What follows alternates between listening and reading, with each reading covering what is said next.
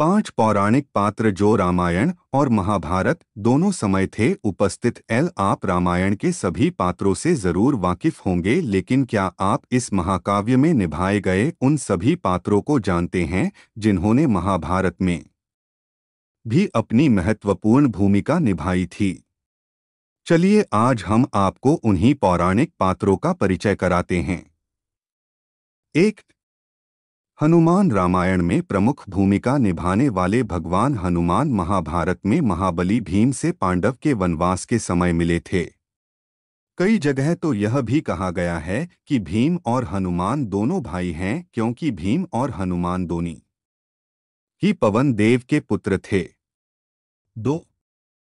परशुराम। अपने समय के सबसे बड़े ज्ञानी परशुराम को कौन नहीं जानता। माना जाता है कि परशुराम ने 21 बार क्षत्रियों को पृथ्वी से नष्ट कर दिया था।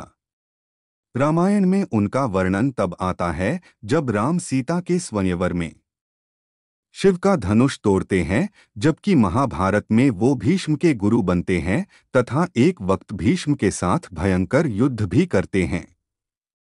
इसके अलावा वो महाभारत में कर्ण को भी ज्ञान देते हैं। 3.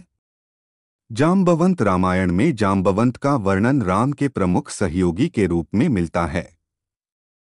जाम्बवंत ही राम सेतु के निर्माण में प्रमुख भूमिका निभाते हैं, जबकि महाभारत में जाम्बवंत भगवान श्री कृष्ण के साथ युद्ध करते हैं तथा यह पता पड़ने पर कि वो एक विष्णु अवतार है, अपनी बेटी जाम्बवंती का विवाह श्री कृष्ण के साथ कर देते हैं।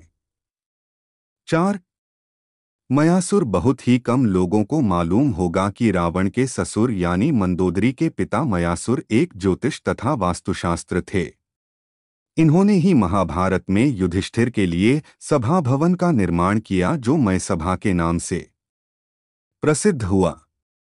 इसी सभा के वैभव को देखकर दुर्योधन पांडवों से ईर्ष्या करने लगा था और कहीं न कहीं यही ईर्ष्या महाभारत में युद्ध का कारण बनी। 5. महर्षि दुर्वासा। हिंदुओं के एक महान ऋषि महर्षि दुर्वासा रामायण में एक बहुत ही बड़े भविष्यवक्ता थे। इन्होंने ही रघुवंश के भविष्य संबंधी बहुत सारी बातें राजा दशरथ को बताई थी।